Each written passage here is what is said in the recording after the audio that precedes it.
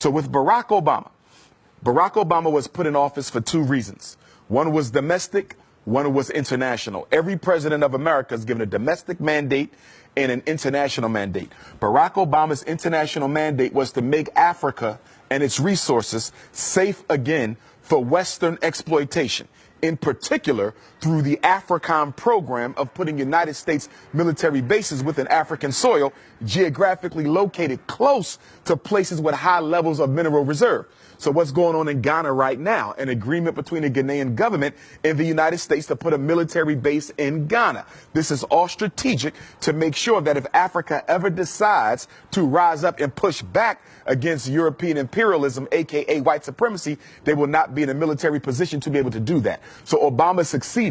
And the reason he succeeded in Africa is because Africa, just like Black America, just like Black Europe, thought the presidency of Barack Obama was a blessing because we don't understand white supremacy and we don't understand politics. It doesn't matter whose face is on the cover. It doesn't matter whose face is out front. The only thing that matters is the color of the hand that makes the decisions. Barack Obama was a flunky. He was a functionary. He was a stool pigeon, and he was a puppet. And yes, he was a coon. Barack Obama did absolutely nothing to benefit Africa. He did absolutely nothing to benefit African people. Now, domestically, Barack Obama's job was to distract Black people in America long enough for the government to take everything that our ancestors fought for, roll it up into one big ball: civil rights, voting rights, affirmative action, equality, you name it, and roll it on over to the feminist movement, roll it on over to the LBGT movement, and roll it on over to the multicultural movement.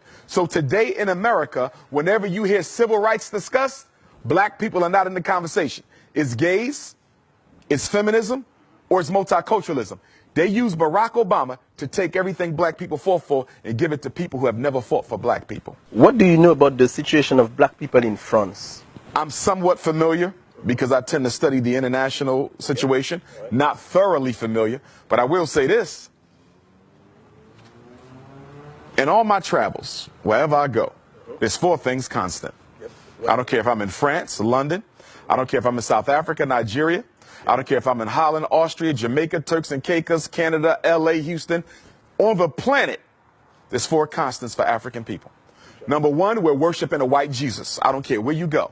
Black people in love with a white Christ. That's number one.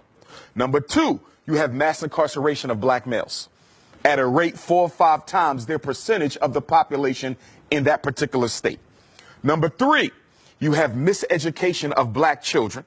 You have the over-identification of Black children in classifications of mental retardation, ADHD, learning disabled. You have record numbers of single Black mothers raising our children on their own, okay? And then on top of that, you also have a Black economy, which is totally dominated by people who do not look like us. I don't care where you go on the planet, Black people are not in control of their economy. Your rice, your bread, your milk, your sneakers, your hats, your clothing, your transportation, your electronics, everything you buy is being sold to you by somebody who don't look like you, but more importantly, don't care about you. What would be the solutions? Because, you know, this is a statement, but now what could be the solutions? Solutions are simple. And the solution hasn't changed since Marcus Garvey articulated it over 100 years ago. And the solution is independence in all areas of human endeavor. The solution for African people is no different than the solution for Chinese people. The solution for African people is no different than the solution for the French people. It's the same. It's no secret. It's not hidden under a rock. We have to do what everyone else has done, and as build ourselves up independently, economically, educationally, spiritually, socially, politically. We must become a power base, which we are not, as we are today, with all of our doctors, with all of our college-educated folks, with all of our Black capitalistic business owners who are only looking to get rich themselves but do nothing to raise the general economic condition of Black people. We are still a race of dependence. If you live in France, you're dependent on the French government for this and for that. You're dependent on white business to provide your basic needs. America, it's the same thing. Africa, it's the same thing. Wherever we are dependent on the white power structure where we live. There's 4 institutions that you must have in order to be considered an independent community. We don't have them nowhere in space and time at the same time. A hospital to protect African life. a supermarket, okay, for nutrition to preserve African life, education to prepare the next generation of African children for the role that they must play in the freedom struggle, and number 4, a bank to finance the building of infrastructure and institutions and organizations and programs where we live. You cannot find those 4 things totally owned by African people anywhere on the face of the earth, but we will call ourselves free. There's 2 types of freedom. There's a F-R-E-E-D-O-M, and there's an F-R-E-E-D-U-M-B. White people have the freedom. We have the freedom because we're too politically uneducated to recognize that it doesn't matter if you can drive a Mercedes. It doesn't matter if you can live in a white suburb. It doesn't matter if your black child can go to a white school. At the end of the day, what do you control? What do you own? What do you produce? What do you distribute? Marcus Garvey said, a race without power and authority is a race without respect. A race that doesn't respect itself automatically forfeits the respect of other people. So you say, where did we begin? 2 things, education and economics. It's going to be hard to break the psychological chains of slavery as long as just about everyone in this room went to a white school to get their education, a white public school to get that education. And what is the function of public education?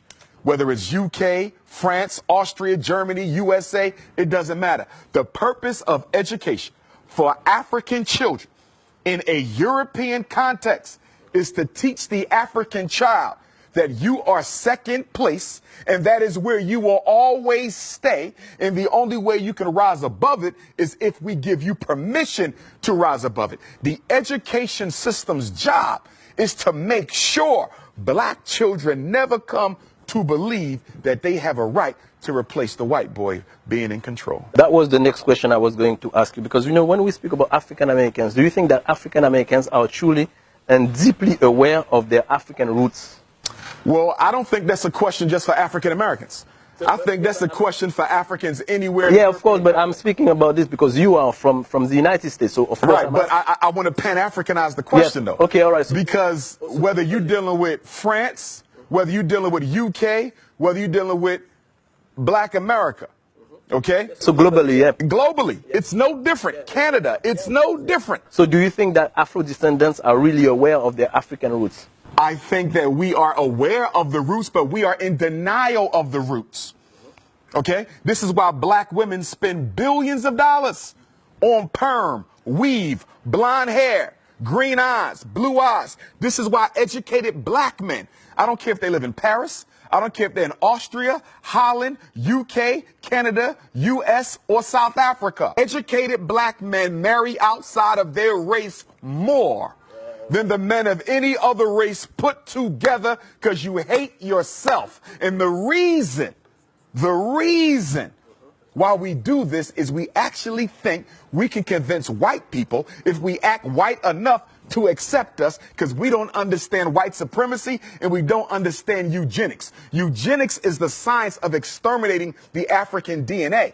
It don't matter if you're light skinned with green eyes, you still African. It don't matter if you're blue, black, purple with nappy hair, you still African. It don't matter if you in Paris speaking French or the US speaking English. At the end of the day, you carry the gene of Africa. And that gene of Africa is the most powerful DNA on earth. We are the only people who can reproduce ourselves in every other group. I can make a baby with a Chinese woman, it's an African baby. I can make a baby with a French woman, it's an African baby. An Arab, an East Indian, a Native American, it's an African baby. You understand? The white man cannot reproduce himself in any other woman but one who looks like him, because he's genetically recessive. I'm genetically dominant, and that's why he must eliminate me. Because in the natural order of things, if I do absolutely nothing, we can literally predict the date where he will no longer exist. So he has to make a decision. He either has to get rid of me first before nature gets rid of him. So speaking about this, what is your feeling about interracial marriage? I don't support it. Why? I have nothing against white women or Chinese women or Arab women or East Indian women, but the black man belongs with the black woman. The first institution that has to be built is the black family. If you don't save that, you save nothing else. If you don't build that, you build nothing else. A white woman can't understand my struggle. A Chinese woman can't understand my struggle. And what black men fail to recognize, even when you marry white or Arab or Chinese or East Indian or Latino, that woman is still loyal to her race. So it doesn't matter if she had your baby. It doesn't matter if y'all got married. It doesn't matter if y'all sleeping with each other. At the end of the day, her loyalty is not to her husband. It is to her community. And at any moment that that community calls on her to do a job, she will do it. So even though you're laying on top of her, she's still in charge of you.